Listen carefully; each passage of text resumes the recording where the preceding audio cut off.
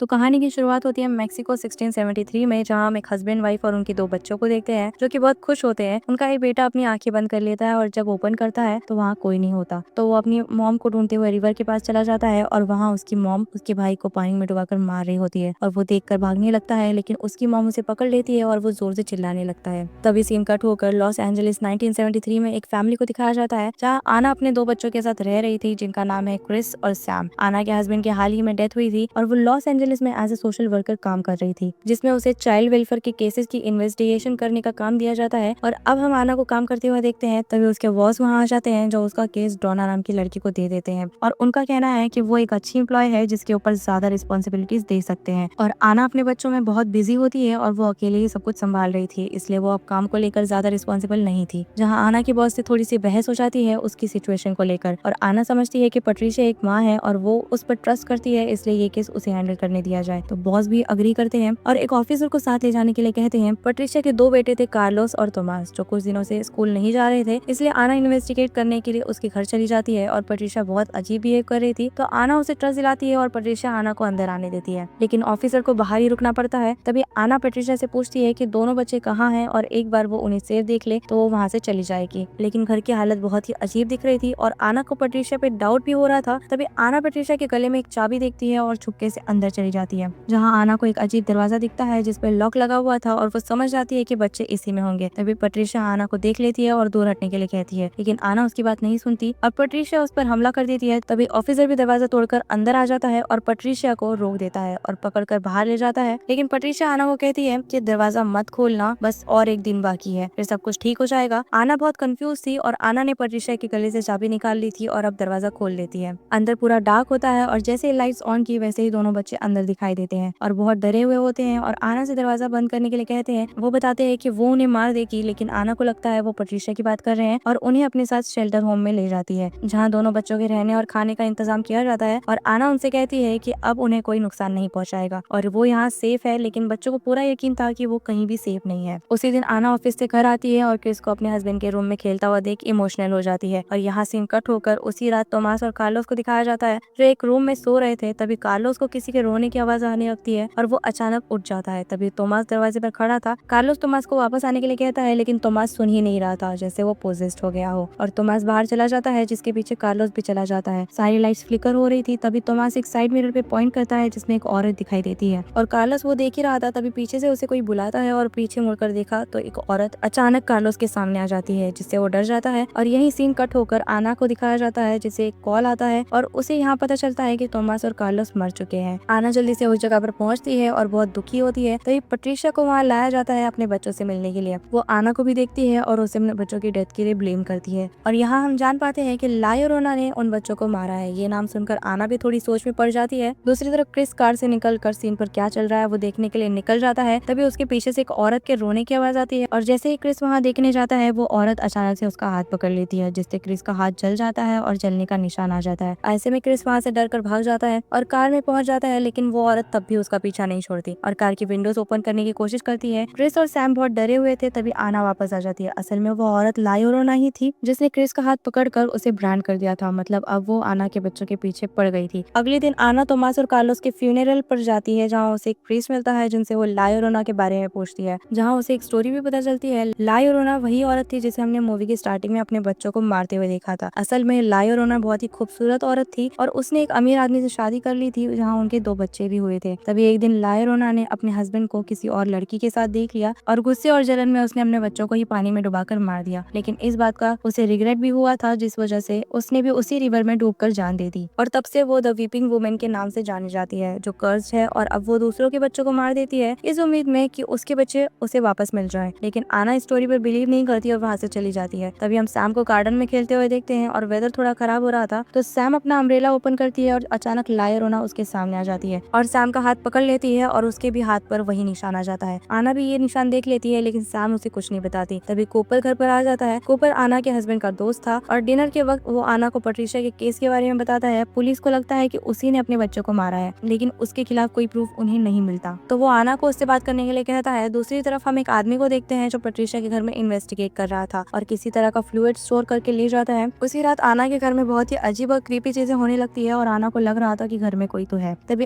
अचानक सैम के रूम में लायोरोना दिखती है और आना चिल्लाने लगती है। दोनों बच्चे आना की आवाज सुनकर उठ जाते हैं और आना बहुत डर गई थी, इसलिए बच्चों को अपने रूम में ही सोने के लिए ले जाती है। अगले दिन आना पैट्रिशिया से बात करने जाती है, लेकिन पैट्रिशिया आना से बहुत ही गुस्सा थी और वो बताती है कि उसने लायोरोना से प्रे किया है कि वो आना के बच्चों को अपने साथ ले जाए, ये सोचकर कि लायोरोना आना के बच्चों को लेकर उसके बच्चे उसे वापस कर देगी। आना टेंशन में आ जाती है। दूसरी तरफ हम क्रिस को देखते हैं। क्रिस को सैम के रोने की आवाज आ रही थी और वो उसके रूम में चेक करने जाता है, लेकिन लायोरोना अचानक सामने आकर क्रिस को डरा देती है, जिससे वो स्टेयर से नीचे गिर जाता है। तभी आना भी घर आ जाती है और क्रिस को जल्दी से हॉस्पिटल ले जाती है, जहाँ डॉक्टर क्रिस के हाथ पे वो निशान देख लेता है और चाइल्ड वेलफेयर को कॉल कर देता है, क्योंकि उसे लगता है कि बच्चों के साथ घर में अब्यूज हो रहा था। उसी रात कूपर वापस आना के घर आता है और उसके साथ एक सोशल वर्कर भी आती है, जो आना के बच्चों से उसी निशान के बारे में पूछती है, लेकिन तब भी क्रिस उसे कुछ नहीं बताता। उनके जाते ही आना क्रिस से सच बताने के लिए कहती है और क्रिस बताता है कि उसने एक औरत को देखा है जिसे आना ने भी देखा था और वो दोनों बच्चों को अपने साथ ले जाना चाहती है। तभी सैम बाथटब में नहा रही थी और अचानक लायोरोना उसे डुबाकर मारने की कोशिश करती है, लेकिन आना सैम को बचा लेती है और तभी लायोरोना आना का भी हाथ पकड़ लेती है और उसके हाथ पर भी वही निशान आ जाता है। अगले ही दिन आना उसी प्रीस्ट से मिलने जाती है जिसने उसे लायोरोना की स्टोरी बताई थी और वो आना को एक आदमी रफाएल के बारे में बताते हैं, जो पहले प्रीस्ट था लेकिन उसने चर्च छोड़ दिया था और अब वो इंडिविजुअली भूत भगाने का काम करता है, लेकिन उसके तरीके चर्च की नजर में गलत है, इसलिए प्रीस्ट इस काम में इन्वॉल्व नहीं हो सकते। आना रफाएल के पास पहुंच जाती है और हेल्प मांगती है। रफाएल पहले मना कर देता है, लेकिन फिर सैम के इंसिस्ट करने पर वो तैयार हो जाता है और सारी इंपॉर्टेंट चीजें लेकर जल्दी से आना के घर पहुंच जाता है। घर पहुंचते ही वो सबसे पहले एक रिचुअल करता है, जिससे पता चल जाए कि इस घर में कोई बुरी शक्ति है या नहीं, और अगर है तो कितनी खतरनाक है, जिसके लिए सब लोग घर में एग्स रब करते हैं। और रफाएल का कहना है कि एग्स में से अगर ब्लड निकलता है तो बुरी शक्ति मौजूद है, और जितना काला खून होगा उतनी खतरनाक एंटिटी होगी, और एग्स में से काला खून ही निकलता है। इसके बाद सब लोग रेडी होने लगते हैं। लायोरोना से बच्चों को बचाने के लिए कहा जाता है। लायोरोना रात में और भी ज्यादा पावरफुल हो जाती है, इसलिए रफाएल भी अपनी जड़ी बूटी लेकर रेडी हो जाता है, जहाँ वो एक फायर ट्री के बारे में बताता है कि जब लायोरोना अपने बच्चों को पानी में डुबाकर मार रही थी तब वहाँ एक पेड़ भी मौजूद था, जिसने लायोरोना को बच्चों को मारते हुए देखा था और वो रो भी रहा था, और वो एक लौता विटनेस है उसके इस जुर्म का, इसलिए लायोरोना उस पेड़ के सीड्स और लकड़ी के सामने कुछ नहीं कर सकती, और उसी से बना एक क्रॉस रफाएल के पास है, जिससे लायोरोना को रोकने में मदद मिलेगी। रफाएल पूरे घर में जहाँ से अंदर आ सकते हैं वहाँ फायर ट्री के सीड्स डाल देता है और लायोरोना के आंसू को होली वाटर से शुद्ध कर देता है, जो उसके खिलाफ एक एंटीवेनम की तरह इस्तेमाल किए जा सकते हैं। ये वही फ्लूइड था जो रफाएल ने पैट्रिशिया के घर से लिया था। अब रात हो गई थी। आना और रफाएल किचन में बात कर रहे थे, तभी अचानक सारी लाइट्स चली जाती है और वो लोग समझ जाते हैं कि लायोरोना आ गई है। तभी रफाएल आना और बच्चों को एक कैंडल्स की सर्कल में बिठा देता है, जिसमें कैंडल्स की फ्लेम्स बताती है कि उनकी प्रोटेक्शन स्पेस काम कर रही है या नहीं। कुछ देर में ही लायोरोना वहाँ आ जाती है और सबसे पहले आना पर हमला करती है। बच्चे डर कर टेबल के नीचे छुप जाते हैं और रफाएल से मदद मांगते हैं, लेकिन रफाएल पीछे हट जाता है। तभी लायोरोना क्रिस को खींच कर ले जा रही थी, लेकिन रफाएल उसे बचा लेता है और लायोरोना पर आंसू फेंक कर उसे घर के बाहर कर देता है, और दरवाजे पर भी जल्दी से फायर ट्रीज के सीज डाल देता है और दरवाजा बंद कर देता है। यहाँ पर आना को पता चल जाता है कि रफाएल ने बच्चों का यूज किया था, जिससे वो लायोरोना को पकड़ पाए। आना इस बात पर बहुत गुस्सा होती है, लेकिन रफाएल उसे बताता है कि ऐसा करने की वजह से ही लायोरोना इस घर से बाहर है, और बच्चों को वार्न कर देता है कि सीट की लाइन से दूर रहे। जब तक वो लाइन वहाँ है तब तक लायोरोना घर के अंदर नहीं आ सकती, लेकिन वो अंदर आने की पूरी कोशिश करेगी। ये कहते ही लायोरोना किचन के दरवाजे से अंदर आने की कोशिश करती है। सब लोग दरवाजा बंद करने में लगे थे, तभी सैम की डॉल खो गई थी और उसे वो डॉल दरवाजे के बाहर दिखती है। सैम बिना लाइन तोड़े डॉल लेने की कोशिश कर रही थी, लेकिन तभी आना उसे देख लेती है और सैम से लाइन टूट जाती है, और अचानक लायोरोना सैम को दरवाजे से बाहर खींच लेती है और सैम वहाँ से गायब हो जाती है। रफाएल जानता था कि लायोरोना सैम को डुबाने ही लेकर गई होगी, जिसे सुनकर आना जल्दी से स्विमिंग पूल के पास पहुंच जाती है और सैम का जूता देखकर जल्दी से पूल में कूद जाती है। सैम उसे मिल भी गई थी, लेकिन लायोरोना उसे पानी में ही पकड़ लेती है। इतने में रफाएल पानी पर कुछ पढ़कर उसे शुद्ध कर देता है, इसलिए लायोरोना को वहाँ से निकलना ही पड़ता है। सैम बच जाती है, लेकिन लायोरोना ने उसे पोजेस कर लिया था, इसलिए लायोरोना जब भी उसे बुलाएगी सैम अपने आप उसके पास चली जाएगी, और इसके लिए रफाएल एक सोल्यूशन बताता है कि दोनों बच्चों को सुबह तक एटिक में छुपा कर रखे, जिससे लायोरोना उन्हें ढूंढ नहीं पाएगी। अब रफाएल और आना किचन में सुबह होने का वेट कर रहे थे, तभी क्रिस की चिल्लाने की आवाज आती है और हम देखते हैं कि पैट्रिशिया दोनों बच्चों को जबरदस्ती घर के बाहर ले जा रही है। आना और रफाएल उसे रोकने की कोशिश करते हैं, लेकिन पैट्रिशिया रफाएल को गोली मार देती है और लाइन भी तोड़ देती है, जिससे लायोरोना सबसे पहले आना पर हमला करती है और उसे बेसमेंट में बंद कर देती है। क्रिस और सैम बचने के लिए स्टोर रूम में छुप जाते हैं, लेकिन लायोरोना वहाँ भी पहुंच जाती है